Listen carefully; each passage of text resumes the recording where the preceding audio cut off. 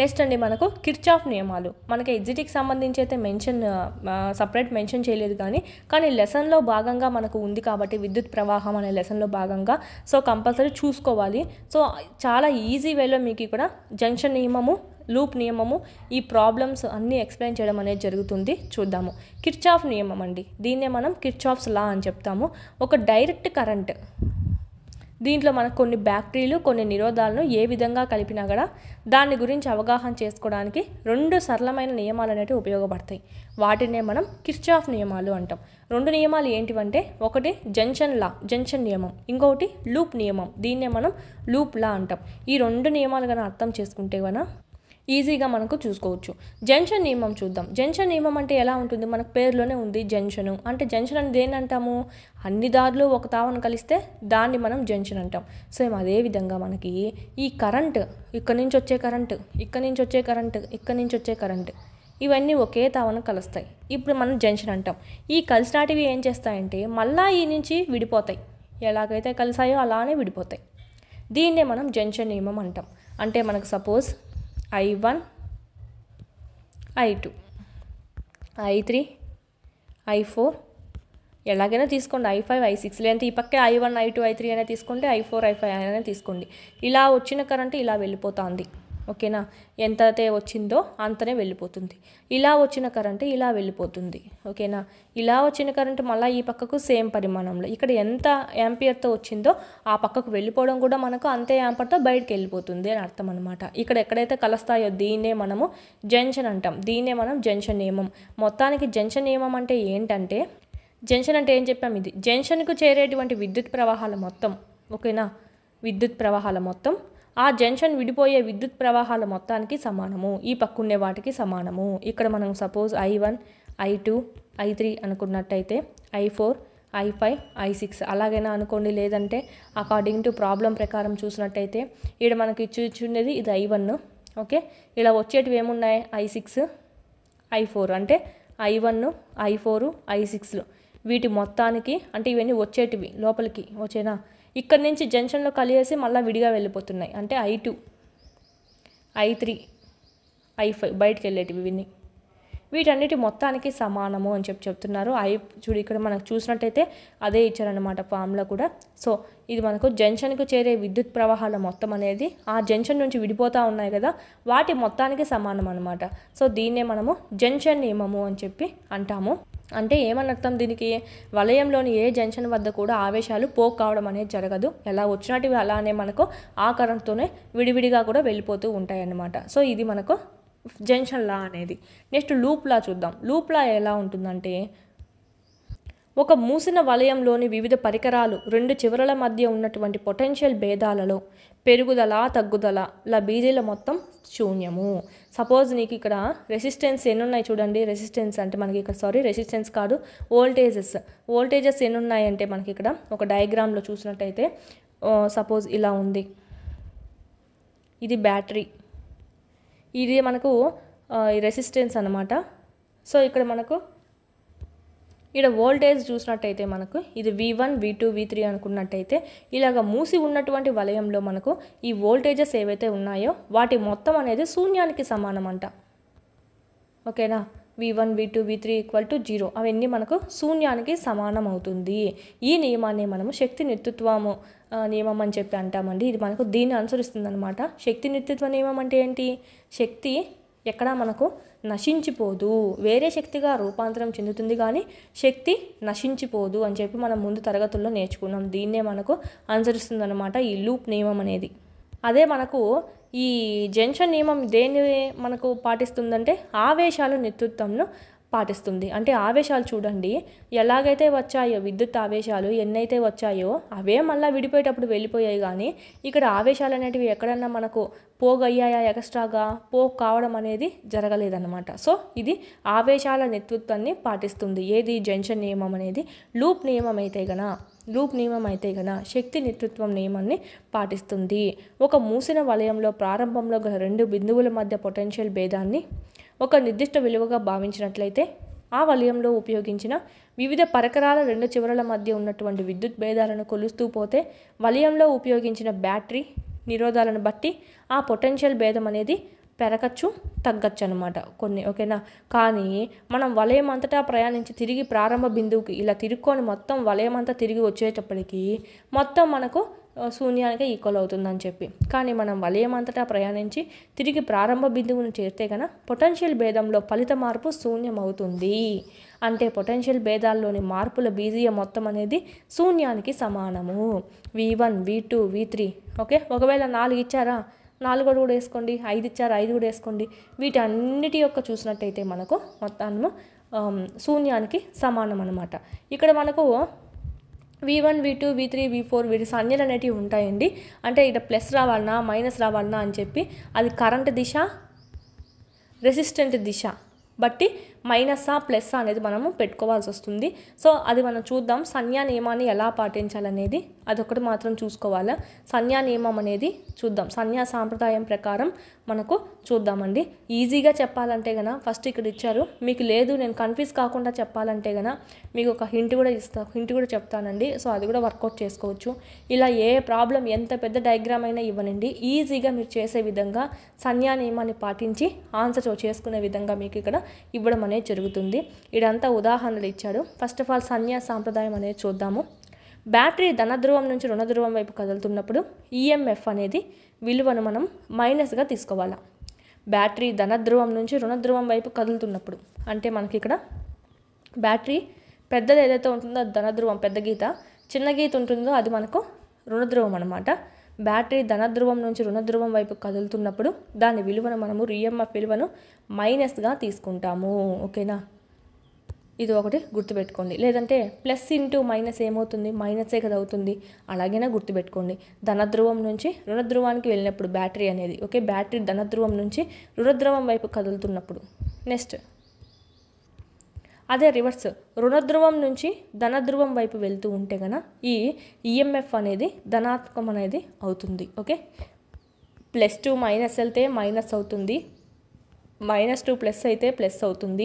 మీరు దశ ఏం పెట్టుకుంటారంటే చివరిగా ఏది ఉందో అదే అవుతుందని చెప్పి గుర్తుపెట్టుకోండి. అంటే లాస్ట్కి ఏ వైపుకి చేరుతుందో అది, అంటే ప్లస్ నుంచి మైనస్కి వచ్చింది కాబట్టి ఆన్సర్ మైనస్కి వచ్చింది, మైనస్ నుంచి ప్లస్కి వచ్చింది కాబట్టి మనకు వచ్చేటువంటి వోల్టేజ్ సంథింగ్ ఏదైనా సరే మనం ప్లస్లో తీసుకుంటాం. సో ఈ విధంగా గుర్తుపెట్టుకోవాలి. ఇది మనకు 2 సంజ్ఞా నియమాలు చూసుకున్నాం. నెక్స్ట్ ఈ 2 ఒక జత చూడండి, 3 ఒక జత. నిరోధంపై అంటే ఆర్పై పొటెన్షియల్ భేదానికి అంటే వోల్టేజ్కి సంజ్ఞని ఇచ్చేటప్పుడు దానిలో ప్రవహించే విద్యుత్ ప్రవాహ దిశను గమనించాలన్నమాట. నిరోధం పైన పొటెన్షియల్ భేదానికి ఇచ్చేటప్పుడు నిరోధాల కాడ మనకి, ఓకే, పొటెన్షియల్ భేదానికి మైనస్సా ప్లస్సా అనేది ఇవ్వాలా. ఆ మైనస్సా ప్లస్సా అని ఇచ్చేటప్పుడు విద్యుత్ ప్రవాహ దిశను దృష్టిలో పెట్టుకోవాలంట, ఓకేనా. ఇది మనకు అకార్డింగ్ టు బుక్ ప్రకారం చూసుకోండి. ఎందుకంటే మనకు డయాగ్రామ్ ప్రకారం మార్చాలంటే కనుక నేను ఒక ఈజీ వే చెప్తాను. మనకు ఒకవేళ కింది వానిలో వలయంలో సంజ్ఞా సాంప్రదాయానికి సంబంధించి సరి అయినది ఏమిటి, సరికాని సంజ్ఞా సాంప్రదాయం ఏది అని ఇస్తే కనుక అప్పుడు మరి ఇవి తీసుకోండి. అకార్డింగ్ టు ప్రాబ్లం ప్రకారం సాల్వ్ చేయాలంటే నేను ఒక గుడుగుర్తు అనేది చెప్తాను. ఇక్కడ మనకు నిరోధం పైన అంటే ఆర్ పైన పొటెన్షియల్ భేదానికి ఒక వీకి సంజ్ఞని ఇచ్చేటప్పుడు దానిలో విద్యుత్ ప్రవాహ దిశ ఐ అనేది ఏ దిశలో కదులుతుందో గమనించుకోవాలంట. విద్యుత్ ప్రవాహ దిశలో నిరోధం గుండా కదిలేటప్పుడు అంటే నిరోధం అనేది ఎలా ఉంది, ఇది రెసిస్టెన్స్ ఇలా ఉంది, విద్యుత్ ప్రవాహ దిశ కూడా ఇలానే ఉంది, విద్యుత్ ప్రవహించేది కూడా. సో ఇలా ఉన్నప్పుడు పొటెన్షియల్ భేదం అనేది అంటే వి అనేది మైనస్గా తీసుకుంటాం. అంటే ఇక్కడ ఈ సంజ్ఞా నియమం ప్రకారం విద్యుత్ ప్రవాహ దిశ ప్లస్ పొటెన్షియల్ నిరోధం ఇలా ఉంటే కనుక మైనస్గా తీసుకోండి అని చెప్పి, విద్యుత్ ప్రవాహ దిశకు అంటే వ్యతిరేక దిశలో నిరోధం గుండా కదిలేటప్పుడు కరెంట్ ఏమో ఇలా వెళ్తుంది, రెసిస్టెన్స్ ఏమో ఇలా ఉంది దిశ, అలాంటప్పుడు ఏమవుతుందంటే పాజిటివ్ తీసుకోండి అని ఇచ్చారు, ధనాత్మకం తీసుకోవాలంట వి అనేది, ఓకే, వోల్టేజ్ అనేది. ఇది జస్ట్ సంజ్ఞా సాంప్రదాయం ప్రకారం చూసుకోండి, ఓకే. సంజ్ఞా సాంప్రదాయం ప్రకారం ఇచ్చారంటే కనుక ఇవి రైట్ అనేది చూసుకోండి. నెక్స్ట్ లేదు నేను ప్రాబ్లం ప్రకారం ఈజీ వేలో చేయాలనుకుంటే కనుక ఇలా మనకు ఉన్నాయి కదా రెసిస్టెన్స్, సో ఇవన్నీ కన్ఫ్యూజ్ అవుతారు చాలామంది. సో అలా కన్ఫ్యూజ్ కాకుండా చేయాలంటే కనుక వీటిని కొంచెం పక్కన పెట్టండి, నేను చెప్పేది ఫాలో అవ్వండి. పక్క పటంలో లూప్ నియమాన్ని అనుసరించి ఫలిత పొటెన్షియల్ భేదాన్ని కనుక్కోండి, అంటే వీని కనుక్కోవాలన్నమాట. ఫస్ట్ ఇక్కడ చూద్దాము ఏముంది సర్క్యూట్ ABCDE, ఓకేనా. అంటే ఇది వరకు క్లోజ్ ఇట్లా తిరుక్కొని ఇలా రావడం అనమాట. ABCDEలో బ్యాటరీ వద్ద పొటెన్షియల్ భేదం, బ్యాటరీ అంటే ఏంటి ఇది ఎప్పటికైనా చూడండి. ఫస్ట్ రూల్ ఏంటంటే ఏదైనా సర్క్యూట్ ఇచ్చినప్పుడు ఫస్ట్ మనం సొంతంగా ఒక యారోస్ అనేది గీసుకోవాలా. యారోస్ గీసుకోవడం అంటే మనం సొంతంగా యాంటీ క్లాక్ వైజ్ కాకుండా క్లాక్ వైజ్, క్లాక్ ఎలా తిరుగుతుంది, ఈ విధంగా తిరుగుతుంది. ఓకేనా, దీన్ని క్లాక్ వైజ్ అంటాం. యాంటీ క్లాక్ వైజ్ అంటే దీనికి రివర్స్, ఇలా తిరగడం. మనం ఏం తీసుకోవాలంటే క్లాక్ వైజ్ అంటే ఈ విధంగా యారోస్ వచ్చేటట్టు, ఇలాగ మనకు యారోస్ వచ్చేటట్టు మనం ఇక్కడ క్లాక్ వైజ్ డైరెక్షన్లో లోపల ఇది మనకు సర్క్యూట్ ఏదైతే ఇచ్చారో దానికి గీసుకుంటాం. ఎక్కడైతే ఇవన్నీ ఉన్నాయో, బ్యాటరీ ఎక్కడున్నా గీయండి, రెసిస్టెన్స్ ఎక్కడున్నా కూడా గీయండి. ఇక్కడ ఏమేమి ఉన్నాయి, రెండే ఉన్నాయి. అది ఏంటి, ఇక్కడ బ్యాటరీ ఉంది, సో యారో క్లాక్ వైజ్ గీసాను. నెక్స్ట్ ఇక్కడ మనకి రెసిస్టెన్స్ ఉంది, సో క్లాక్ వైజ్ గీసాను. క్లాక్ వైజ్ అంటే ఏంటి, ఇలా వెళ్ళేసి మళ్ళీ దిగేటప్పుడు ఇలా వస్తుంది క్లాక్ వైజ్. ఈడ ఎక్కడ ఏమి రెసిస్టెన్స్లు బ్యాటరీ లేవు కాబట్టి మిగతా చోట్ల గీసుకోవాలా, నేను ఓన్లీ ఇక్కడ ఉన్న చోట్లన్నీ గీసుకుంటున్నా. ఓకే, రెసిస్టెన్స్ కాడ మనకి లోపల పక్క ఉండే పక్క అంతా మనకి ఇలా క్లాక్ వైజ్ డైరెక్షన్లో గీసుకోవాలన్నమాట. ఈ కింది పక్క ఏం లేవు కాబట్టి అది వేయద్దండి, ఓన్లీ ఉన్న కాడ మాత్రమే క్లాక్ వైజ్ తీసుకోండి. ఏదైనా సర్క్యూట్ చూసిన వెంటనే ఫస్ట్ రూల్ ఏంటంటే ఇలాగా క్లాక్ వైజ్ యారోస్ మన సొంతంగా గీసుకోవాలి. ఓకేనా, సెకండ్ రూల్ ఏంటంటే కరెంట్ ఏ విధంగా ప్రవహిస్తుందో చూడండి. కరెంట్ వాళ్ళే ఇస్తారు. ఇక్కడ ఐ అని ఇచ్చారు కదా, ఇది కరెంట్. ఐ అని ఇచ్చిన అది కరెంట్. అంటే యారో మార్క్ ఎట్లా ఉంది, ఇలా ఉంది. అంటే కరెంట్ ఇలా ప్రవహిస్తుందంట. సో ఇది చూడండి, కరెంట్ ఎలా ప్రవహిస్తుందో ఇక్కడ చూడండి. ఇక్కడ మనకు ఓన్లీ రెసిస్టెన్స్ కార్డ్ చూసుకోండి. ఇక్కడ మళ్ళీ ఏం చేస్తారంటే బ్యాటరీ ఎక్కడైతే వచ్చిందో అక్కడ మాత్రం కరెంటు, ఓకేనా, హై పొటెన్షియల్ నుంచి లో పొటెన్షియల్కి వెళ్తూ ఉన్నట్టు. అంటే ఏమని అర్థం, ఇలా వేసుకోండి. పెద్ద గీత ఎక్కడైతే ఉందో దాని నుంచి చిన్న గీతకి యారో గీయండి. రెసిస్టెన్స్ ఎక్కడ ఉంటే అక్కడ మాత్రమే కరెంట్ ఎక్కడ యారో గుర్తుందో అది చూసుకోండి. బ్యాటరీ ఎక్కడున్నా కదా అక్కడ మనకి ప్లస్ ఎక్కడుందో మైనస్ ఎక్కడుందో చూసుకొని ఆ ప్లస్ నుంచి మైనస్కి వెళ్తున్నట్టు ఈ విధంగా గీయండి. ప్లస్ ఇది ఉంది కదా, మైనస్ ఇది, సో ఇలా గీయండి యారో. ఇది కరెంట్కి సంబంధించి ఇవి అయితే మన యారోస్ అనమాట, మనం సొంతంగా వేసుకున్నటువంటి క్లాక్ వైజ్ డైరెక్షన్ యొక్క యారోస్ అనమాట. ఇప్పుడు చూడండి, ఇప్పుడు మీకు ఒకటి గమనించాలి, ఈ యారోస్ ఎలా ఉన్నాయి, సేమ్ డైరెక్షన్లో ఉన్నాయి. సేమ్ డైరెక్షన్లో ఉంటే ప్లస్ పెట్టుకోవాలా. ఇక్కడ ఎలా ఉన్నాయి, ఆపోజిట్ డైరెక్షన్లో ఉంటే మైనస్ పెట్టుకోవాలా. సో ఈ రెండు గుర్తుపెట్టుకోండి. మనం పైన సన్యాస సాంప్రదాయం ప్రకారం రివర్స్ చెప్పారు కదా, అది మర్చిపోండి. మనకి ఇక్కడ అకార్డింగ్ టు డయాగ్రామ్ సర్క్యూట్ చేసుకోవాలంటే ప్రాబ్లం ఈజీగా ఈ విధంగా అయితే ఈజీగా చేసుకోవచ్చు. సో ఇక్కడ మనం చూసినట్టయితే ఇక్కడ ఏమేమి ఉన్నాయండి, V1 ఉంది, ఇక్కడ ఇది ఉంది. ఓకేనా, ఫార్ములా ఏంటి, V = IR అనమాట. సో మనం ఏం చెప్పాము, ఇక్కడ లూప్ లా ప్రకారము అన్ని వోల్టేజ్లకి శూన్యానికి, అన్ని వోల్టేజ్ల మొత్తం అనేది శూన్యానికి ఈక్వల్ అని చెప్పాం. సో ఇక్కడ మనం చూసినట్టయితే ఓకే, ఈ వోల్టేజ్ ఏముంది V1, ఇక్కడ మనకు ఇది కూడా వోల్టేజ్ ఉంటుంది కదా, అక్కడక్కడ రెసిస్టెన్స్ ఇచ్చారు కానీ అక్కడ కరెంట్ ప్రవహిస్తుంది, రెసిస్టెన్స్ ఉంది. అంటే అక్కడ ఎంత వోల్టేజ్ ఉన్నట్టు, V1, ఇక్కడ V1 అనుకుంటే ఇది కూడా మనం చూసినట్టయితే V = IR అనమాట. అంటే ఇక్కడ IR1, కరెంట్ ఏమో I ఇచ్చాడు, R బదులు R1 ఇచ్చాడు. సో IR1, ఇది V1, ఇది ఇంకొక వోల్టేజ్ది, రెండు కలుపుకుంటే మనకు శూన్యము అని చెప్పి చూసుకుంటాం రెండిటి మొత్తము. సో ఇక్కడ మనము సన్యాస సాంప్రదాయం ప్రకారం యారోస్ చూసుకున్నాం ఇంతకుముందు. సో ఆ యారోస్ ప్రకారం చూసుకున్నట్టయితే ఏమొచ్చింది మనకి, ఇదేమో సేమ్ డైరెక్షన్ వచ్చింది, అంటే ఈ రెండు సేమ్ డైరెక్షన్ వచ్చింది. ఇక్కడ మనకు క్లాక్ వైజ్ది మరియు మనం గీసుకున్నటువంటి కరెంట్కి సంబంధించి గ్రీన్తో గీసాను కదా అది. నెక్స్ట్ ఇక్కడ చూసినట్టయితే క్లాక్ వైజ్ కరెంట్ ఈ డైరెక్షన్లో వెళ్తుంది. సో ఈడేమో మైనస్ వచ్చింది, ఈడేమో కరెంట్ ఈ డైరెక్షన్ వేసుకున్నాం. అంటే బ్యాటరీ ఉంది కాబట్టి హై టు లో అని చెప్పాము. అంటే ప్లస్ ఎక్కడ ఉంటే మైనస్ వైపు వెళ్తున్నట్టుగా ఇలా వేసుకోవాలి బ్యాటరీ కాడ మాత్రము. ఒకవేళ బ్యాటరీకి ఈ పక్క పెద్ద గీత ఉంది, ఈ పక్క చిన్న గీత ఉంటే ఏం చేస్తావు, ఇలా గీసుకుంటావు కరెంటు సంబంధించి యారో మార్క్. ఓకే, ఇది పెద్దది ఏదైతే ఉందో ఆ పక్క నుంచి గీయాలన్నమాట. సో ఇక్కడ మనకి ఈ పక్క పెద్దది ఉంది కాబట్టి ఈ పక్క చిన్నది ఉంది కాబట్టి ఇలా గీసాం. సో ఇక్కడ సేమ్ డైరెక్షన్ ఉంది కాబట్టి ఈ V1కి ఏం పెడతాము, ప్లస్ పెడతాము. ఇక్కడ ఆపోజిట్ డైరెక్షన్ ఉంది కాబట్టి మైనస్ అనేది పెట్టుకుంటాం ఇక్కడ. ఓకే, ఇది మనకు సంబంధించి.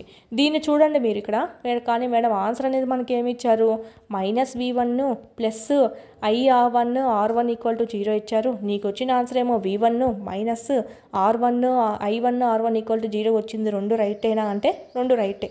ఇప్పుడు నీకు x² + 2x -4 = 0 అనేది నువ్వు 0కి యువతల పక్కకు తీసుకెళ్తావు కదా, -x² - 2x + 4 = 0 కూడా రాసుకోవచ్చు కదా, రెండు ఒకటే కదా. ఓకేనా. ఇక్కడ మైనస్లు ఉండేటివన్నీ ఆ పక్క వెళ్తే ప్లస్ అవుతాయి, ఈ పక్కన ఉండేటివన్నీ మనకు ఆ పక్క వెళ్తే మైనస్ అవుతాయి. అలాగా మనకి సేమ్ ఇది వచ్చినా సేమ్ రైటేనండి. ఇప్పుడు వీటన్నిటిని నేను ఆ పక్క పంపిస్తా, ఏమవుతుంది, -v1 ప్లస్ i1r1 = 0 అవుతుంది. అట్లా మనకు ఇలా అయినా రాసుకోవచ్చు, v1 మైనస్ i1r1 = 0 అయినా రాసుకోవచ్చు. ఓకేనా.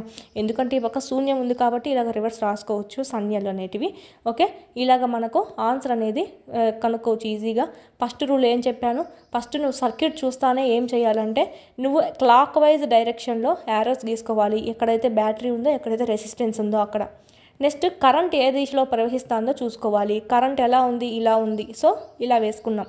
ఈ బ్యాటరీ కాడ ఏం చేయాలంటే ఇక్కడ పొడవు గీత ఏదైతే ఉందో, పొట్టి గీత ఏదైతే ఉందో, పొడవు నుంచి పొట్టికి పోయేటట్టు చూడాలి. ఎందుకంటే బ్యాటరీలో కరెంట్ ఎప్పుడు హై పొటెన్షియల్ నుంచి లో పొటెన్షియల్కే వెళ్తుంది కాబట్టి. సో పొడవు గీత నుంచి పొట్టికి, ఇదేమో అయ్యి ఇదేమో మనం గీసుకున్నటువంటి సొంతంది. సో ఇక్కడ వోల్టేజ్ అన్ని ఒకసారి రాసుకోవాలి. v1 r1 అంటే ఏంటి, మనకి ఇక్కడ వోల్టేజ్ ఏమవుతుంది, v = r కదా formula. So v = i1 r1 అనేది formula. So v = i1 r1. ఇక్కడ వోల్టేజ్ డైరెక్ట్ ఇచ్చారు కాబట్టి డైరెక్ట్ వేసాము, ఇక్కడ వోల్టేజ్ ఇవ్వలేదు, రెసిస్టెన్స్ ఇచ్చారు కాబట్టి, కరెంట్ ఇచ్చారు కాబట్టి వోల్టేజ్ ఫార్ములా యూస్ చేసుకున్నాం. సో ఇక్కడ డైరెక్షన్స్ దీన్ని బట్టి మనం ప్లస్లా మైనస్లా పెట్టాలి. సేమ్ డైరెక్షన్ ఉంటే ప్లస్ పెట్టాలి, ఆపోజిట్ డైరెక్షన్ ఉంటే కదా మైనస్ పెట్టాలి. దీనికి ఇది ఓకేనా, =0. దీన్నే మనము -v1 ప్లస్ i1r1 = 0గా కూడా రాసుకోవచ్చు. ఇది మనకు ఫస్ట్ ఉదాహరణ. ఆన్సర్ కూడా మనకి వస్తుందన్నమాట. వలయంలో ఉన్నటువంటి ఫలిత పొటెన్షియల్ భేదం ఎంత, అన్ని వోల్టేజ్లు కలిపితే 0కి ఈక్వల్ అవ్వడం అని చెప్పి. సో ఇది మనకు అవుతుంది. నెక్స్ట్ ఇంకొకటి ఇచ్చారు డయాగ్రాము. సో సేమ్ పైన చెప్పినట్టుగానే వేసుకుందాం. సో ఇప్పుడు పైన చెప్పినట్టుగానే ఫస్ట్ ఆఫ్ ఆల్ మీరు ఏం చేస్తారంటే ఇటు చూడండి, యారోస్ తీసుకోండి, క్లాక్ వైజ్ డైరెక్షన్ ఎక్కడెక్కడ ఉన్నాయో అన్నిటికాడే వేసుకుందాం. ఓకే, సో వేసినట్టయితే క్లాక్ అంటే ఇలా వస్తుంది కదా, మళ్ళా క్లాక్ వైజ్. వీటికి సంబంధించినటువంటి ఫుల్ క్లాసెస్ అన్నీ మీకు యాప్లో అందుబాటులో ఉన్నాయి. 3rd నుంచి 10th వరకు లెసన్ వైజ్ వీడియోస్ ప్లస్ పీడిఎఫ్స్తో సహా మీకు 500 రూపీస్కే మీరు ఇక్కడ పర్చేస్ అనేది చేసుకోవచ్చు. 3, 4, 5 EVS అంతా మనకు యూట్యూబ్లో ఉండేది ఓల్డ్ కాబట్టి ఓల్డ్ డిస్ట్రిక్ట్స్ ప్రకారం ఉంది. సో ఇక్కడ మనకు న్యూ సిలబస్ న్యూ డిస్ట్రిక్ట్స్ ప్రకారం మీకు ఇక్కడ అప్డేట్ చేయడం జరిగింది. అదేవిధంగా 7th తెలుగు సంబంధించి మొత్తం కంప్లీట్ అయింది. 8th సంబంధించి కూడా మీకు యాప్లో అందుబాటులో ఉంది. 8th జాగ్రఫీ సంబంధించి, అదేవిధంగా మ్యాథమెటిక్స్ సంబంధించి అయితే మోస్ట్ ఇంపార్టెంట్ 9th మ్యాథ్స్కి సంబంధించి కూడా మీకు ఇక్కడ ఆల్ క్లాసెస్ అన్నీ సెమ్ 1 సెమ్ 2 కూడా మీకు అప్లోడ్ చేయడం అనేది జరిగింది. ఈ విధంగా 3rd నుంచి 10th వరకు 3rd to 8th మొత్తం ఉంటాయి. 9th 10th లింక్డ్ టాపిక్స్ అనేటివి మీకు అప్లోడ్ చేయడం జరిగింది. చూడండి, చాలా యూస్ఫుల్ అవుతుంది. పీడిఎఫ్స్ అనేటివి కూడా ఇక్కడ మీరు డౌన్లోడ్ చేసుకోవచ్చు. కంటెంట్ పీడిఎఫ్స్ మీరు మళ్ళీ టెక్స్ట్ బుక్ చదవాల్సిన అవసరం లేకుండా ఇక్కడే మీకు పీడిఎఫ్స్ కూడా డౌన్లోడ్ చేసుకుంటే మళ్ళీ టెక్స్ట్ బుక్ చదవాల్సిన అవసరం లేకుండా ఆడే మీకు క్విక్ రివిజన్ అనేది అయిపోతుంది. ఈ మీరు జిరాక్స్ కూడా చేసుకోవచ్చు. మీరు ఇక్కడ వీడియోస్ అనేటివి డైలీ వింటూ ఉండండి. క్లాస్ వైజ్ లెసన్ వైజ్ ఉన్నాయి. అదేవిధంగా class wise lesson wise exams కూడా ఉన్నాయన్నమాట. ఆల్ సబ్జెక్ట్స్ సంబంధించి ఇక్కడ కూడా మీకు క్లాస్ వైజ్ లెసన్ వైజ్ ఉంటాయి. సో వీడియోస్ వినడము, వీడికి వచ్చి ఎగ్జామ్స్ రాసుకోవడం కానీ చేసినట్టయితే ఈజీగా మీరు స్కోర్ అనేది 120 పైన అనేది చెయ్యొచ్చు.